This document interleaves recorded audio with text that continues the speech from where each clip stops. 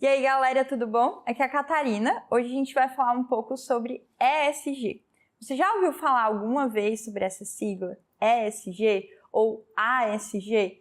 Olha, agora é o termo da moda, todo mundo está falando disso, né? Mas será que você sabe mesmo o que significa?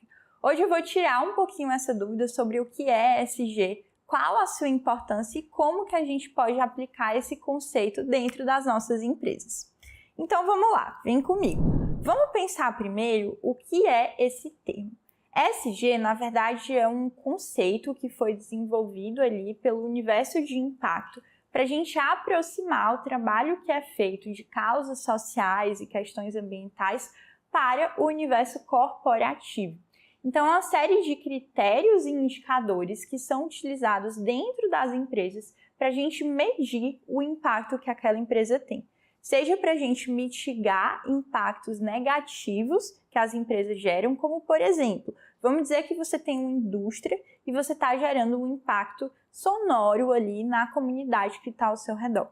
Que tipo de ações que você vai fazer para melhorar o seu relacionamento com essa comunidade? Medir esse relacionamento e os indicadores que estão relacionados a ele fazem parte de uma política de ESG. A gente também vai falar um pouquinho sobre a questão ambiental e sobre a questão de governança dentro dos negócios, porque tudo isso engloba esse universo. Então, vamos voltar aqui. O que é ESG? Como está aqui no nosso slide, ESG é um critério utilizado pelos investidores, consumidores e outras partes interessadas em uma empresa para avaliar a sua sustentabilidade e responsabilidade social. Por exemplo, empresas que têm boas práticas em ESG, elas têm muito maior atratividade para investidores. Então, se a gente fala de uma empresa de capital aberto, como um grande banco, por exemplo, ou uma startup que trabalha ali no setor financeiro, normalmente a gente também está falando de avaliar quais são os seus indicadores de impacto positivo e negativo. Em geral, existem pessoas dentro dessas empresas que são responsáveis por essa área, que são os líderes de responsabilidade social ou de sustentabilidade. E quando a gente tem uma área trabalhando nisso, isso também faz com que as empresas e suas marcas sejam reconhecidas nesse escopo. Então, passando um pouquinho para frente, especificando mais sobre ESG, o que é cada uma das letras dessa sigla? A gente tem primeiro o E de environmental, do inglês, né? Ou ambiental, por isso que no português fala-se ASG, né? No critério ambiental, a gente está falando ali de práticas que adotam responsabilidade ambiental. A gente está falando de redução de pegada de carbono, ou de redução de emissão de gases, ou também, por exemplo, de tipo de energia que está sendo utilizado dentro da operação da empresa, redução do uso de materiais nocivos ao meio ambiente, todo esse tipo de iniciativa que trabalha para mitigar impacto ambiental negativo é considerado uma boa prática de ESG. Mas a gente também pode falar do desenvolvimento de impacto ambiental positivo. Como assim? A gente pode falar de reflorestamento, desenvolvimento de sistemas agroflorestais, ou se a gente for mais além de investir em organizações ou empresas que trabalham diretamente com impacto ambiental. E o que é o S do social de ESG? O S é social, né? Então a gente está falando ali dos aspectos sociais de uma empresa, que dizem respeito não só à sua comunidade externa e com quem eles estão ali convivendo ao redor da empresa ou de toda a sociedade, mas principalmente do lado interno. Então, como estão os indicadores de diversidade e inclusão dessa empresa, por exemplo? Ela possui vagas afirmativas? Quanto é a equidade de gênero dentro do seu cargo de lideranças? Ou a gente pode falar também da quantidade de pessoas com deficiência que estão dentro dessa empresa. A gente pode até ir mais além e adotar outras práticas que trabalham comunicação inclusiva ou que vão desenvolver iniciativas de direitos humanos e até mesmo apostar em projetos de voluntariado. Por que não, né? Se a gente desenvolve os colaboradores dessa empresa e a sua responsabilidade social, a gente também está desenvolvendo o Brand Awareness, né? Que é a credibilidade e imagem institucional da nossa marca. A gente também pode falar no G do ESG de governança. O que significa governança, né? A gente está falando de práticas ali de transparência, prestação de contas, gestão de risco, compliance, entre outras questões. Normalmente, essa parte do ESG ela é muito deixada de lado, mas talvez seja a parte mais importante. Por quê? De que adianta eu trazer esses indicadores ambientais, falar que eu estou reduzindo a minha pegada de carbono, que eu estou contratando mais pessoas pretas e pardas, se eu não consigo provar isso? Se eu tenho corrupção dentro da minha empresa, ou se eu tenho relacionamentos abusivos ali dentro do aspecto moral entre chefe e colaborador. Então, as práticas de governança, elas são fundamentais. Então, como que as empresas podem se unir a outras organizações do setor de impacto para trabalhar o ESG dentro do seu escopo de atuação?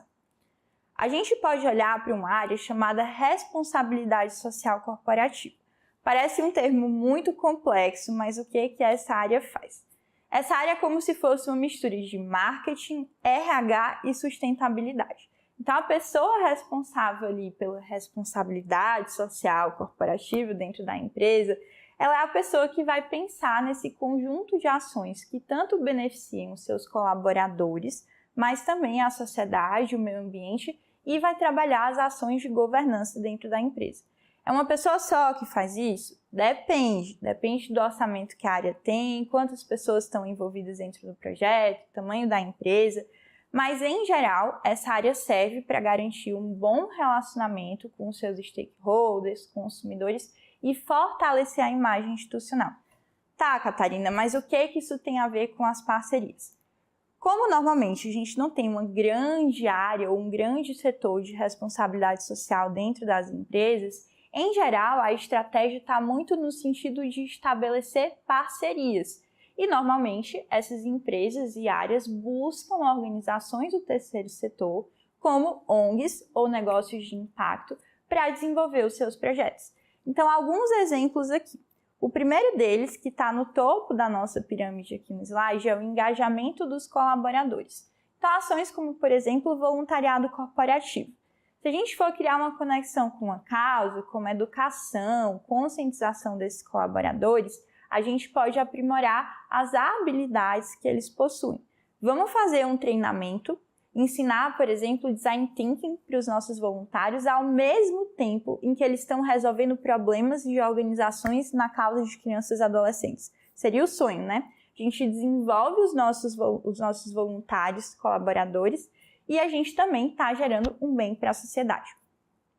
Uma segunda estratégia que a gente pode utilizar é a estratégia de trabalhar diversidade e inclusão. Em que sentido? É possível a gente se aproximar de organizações que já atuam com esses grupos para facilitar a contratação, por exemplo, de pessoas LGBTQIAPN+, criar estratégias de comunicação ou estratégias de empregabilidade e pensar em inclusão e projetos de capacitação para esses públicos. Então, diversidade e inclusão fica muito mais fácil quando a gente tem uma equipe representativa. E por fim, uma outra estratégia que vocês podem adotar aí de estabelecimento de parcerias é desenvolver uma relação com a comunidade. Pode ser a sua comunidade do entorno ou da causa que a empresa busca apoiar, mas de alguma forma você precisa entender qual é a necessidade, quais são os problemas ambientais e sociais que precisam ser resolvidos. E quem melhor para te contar isso do que alguém que vive aquilo ali na pele todos os dias, né? Então, essa comunidade pode guiar a melhor forma de apoiar aquela causa que a empresa quer impactar. E as famosas ODS, né? A gente falou aqui de responsabilidade social corporativa, de ESG, mas uma outra sigla que o pessoal fala muito, e provavelmente você já viu em muitos posts do LinkedIn, são as ODS. ODS significa Objetivo de Desenvolvimento Sustentável. Isso nada mais é, pessoal, do que um termo, um grande acordo que foi criado entre vários países e a ONU, né, a Organização das Nações Unidas, como se fosse um plano de ação.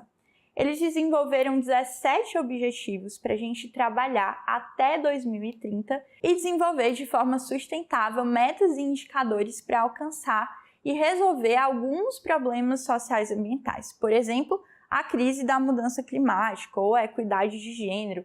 Então, cada uma dessas ODS são indicadores centrais que vão ser trabalhados e que podem ser adotados ali pela sua empresa. Como assim?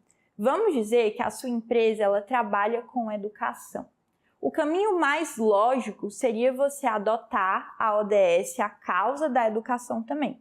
Mas pode ser que você identificou que ali na comunidade ao seu redor, que os seus colaboradores eles estão olhando muito também para a causa da erradicação da pobreza, ou que você tem ali um engajamento muito forte quando a gente fala de saúde ou de combate à violência de gênero. Então, todas essas causas que a gente busca apoiar e que a gente vai trabalhar, elas podem ser ODSs que a nossa empresa vai adotar. Mas tomem cuidado, não é só porque você leu o nome da ODS que isso significa que você está agindo ao redor dela, né? Cada um desses objetivos tem uma série de indicadores que buscam ser desenvolvidos. Por exemplo, quando a gente fala ali de redução das desigualdades, que é o ODS 10, um dos objetivos é reduzir o número de gravidez na adolescência. Se você tem um projeto que atua nisso, isso significa que você está contribuindo para o ODS 10. Então, leia os indicadores da ODS antes de você escolher com qual você mais se identifica e antes de você assinar o Pacto Global do Desenvolvimento Sustentável. Para que servem essas ODSs? Elas servem como um grande referencial. Vamos dizer que você quer atuar na causa do combate à fome. Se você pega essa série de indicadores, você já tem um bom norte, como se fosse uma bússola ou um mapa que vai te guiar para construir o teu plano de ação de ESG dentro ali daquela causa, daquele objetivo.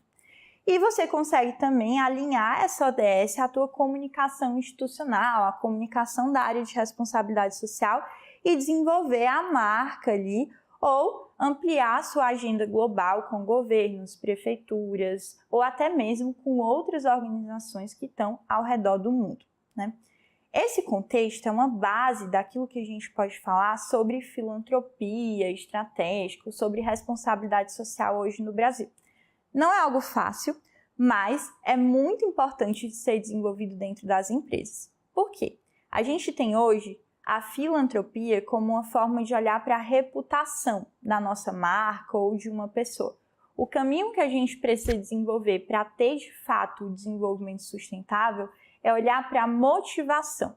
Não só buscar o lucro, como acontece hoje na responsabilidade social corporativa, mas também buscar a regularização, né? Então, fazer com que esses negócios sigam uma série de normas ou indicadores de impacto para que a gente possa, de fato, ter um desenvolvimento alinhado com políticas públicas ou que a gente consiga trabalhar isso dentro do mercado de uma forma eficaz e sustentável financeiramente. Existem muitos estágios quando a gente vai falar de trabalhar com ESG. Pode ser que a sua empresa ela não esteja pronta ainda para criar um projeto próprio. Pode ser que ela vá trabalhar inicialmente só com filantropia. Como assim, Catarina? O que isso significa? Você vai apoiar ou doar para uma organização ou uma causa específica. Digamos que você é uma empresa de alimentos e que você vai doar 1% da sua produção ou 10 mil biscoitos durante todo o ano para uma organização que trabalha ali na erradicação da fome ou da pobreza. Isso seria uma iniciativa do estágio filantrópico, né? Aqui a gente tem pouco engajamento da empresa e da organização parceira, não está seguindo exatamente seus objetivos estratégicos e são ações que são não planejadas. Mas é uma importante fonte de recursos e é daqui que vem a maioria das doações e o estágio que a maioria das empresas e organizações estão. Então a gente pode falar de doação de alimentos, cestas básicas, ou até mesmo você pode doar uma parte do seu imposto de renda como pessoa jurídica e destinar para um fundo específico, o fundo da criança, o fundo do idoso, e levar para a organização que você apoia. O segundo estágio é o estágio transacional. Nesse estágio, a gente já está trabalhando os objetivos estratégicos da sua empresa. E aí é onde entra principalmente o ESG.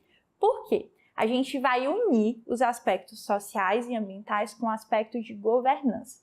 Você precisa gerar, por exemplo, um relatório para mostrar os resultados que a empresa teve no final do ano e você vai desenvolver parcerias pontuais ou duradouras com organizações que trabalham com as causas ali.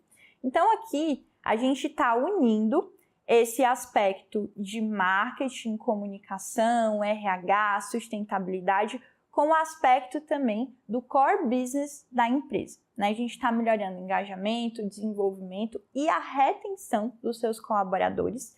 E a gente está falando também de valorizar as competências e as expertises da organização parceira.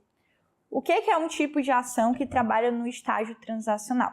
A gente tem patrocínio de eventos, licenciamento de produtos, programas de voluntariado, projetos de aceleração e até mesmo investimento social privado, que é quando a sua empresa investe em uma outra organização que trabalha com impacto social. E o último, mas não menos importante, talvez o mais legal de todos, esse é o meu favorito, o estágio integrativo. Nesse estágio aqui, a gente tem como se fosse uma grande união entre as competências da organização social e os objetivos e as competências de negócios daquela empresa. Então aqui é quase uma joint venture. A gente tem empresas que atuam bastante com impacto e com ESG e organizações que têm uma causa bem definida, gerando um super engajamento entre elas e co-criando negócios e alianças estratégicas. Como assim? Um produto social, por exemplo, é um grande exemplo de estágio transacional. Startups de impacto, iniciativas de valor compartilhado ou negócios co-criados também são todos exemplos do estágio transacional. Nenhum estágio é melhor ou pior do que o outro. Aqui a gente está só falando de diferentes formas de estabelecer parcerias e de buscar esses indicadores ESG. E a parceria é uma palavra fundamental para o sucesso de qualquer ação de responsabilidade social.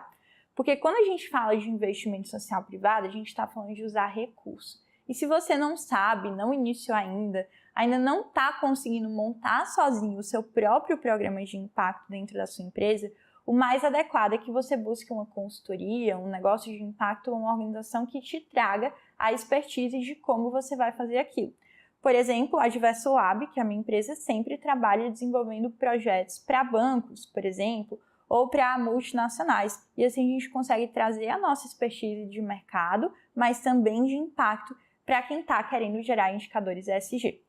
E o que isso resolve, Resolve a dor em um curto prazo. A atuação de uma empresa, investimento social privado, ele vai trazer uma solução, mas precisa ser trabalhado aos poucos para construir esse estágio transacional em que a gente tem uma aliança realmente estratégica. O que modifica é a intencionalidade, tá, gente? Uma modalidade não é melhor ou pior do que a outra. Mas, como a gente falou anteriormente, ESG são um quadro de indicadores, são critérios. Então, isso significa que a gente precisa medir o nosso impacto. Mesmo que você tenha uma empresa ou uma ONG parceira que vai fazer aquele projeto, é muito importante fazer a sua avaliação e o seu relatório de impacto. E o que você precisa medir? Você vai medir ali os recursos investidos, você vai olhar os resultados imediatos, quais são as transformações que levaram para a vida das pessoas e a mudança sistêmica. Então, tudo isso, pessoal, é o que vai fazer parte da construção de indicadores e critérios ESG dentro da sua organização. Então, quais vão ser os próximos rumos para gerar impacto dentro da sua empresa e da sua organização? Quero aprofundar. E agora? O que eu posso fazer? Existe uma série de conteúdos gratuitos ou livros que estão trabalhando essa questão do ESG dentro do universo corporativo. Eu indico que você leia ou se aprofunde em qualquer um desses materiais. E um ótimo material é também o baralho, a série de baralhos do Adverso Lab, o Insolve, Inmolde e Infoco, que vão trabalhar essa construção do setor social de uma forma muito mais divertida e prática, sem você precisar ter que fazer 1000 cursos. Então, a gente se vê numa próxima. Até mais!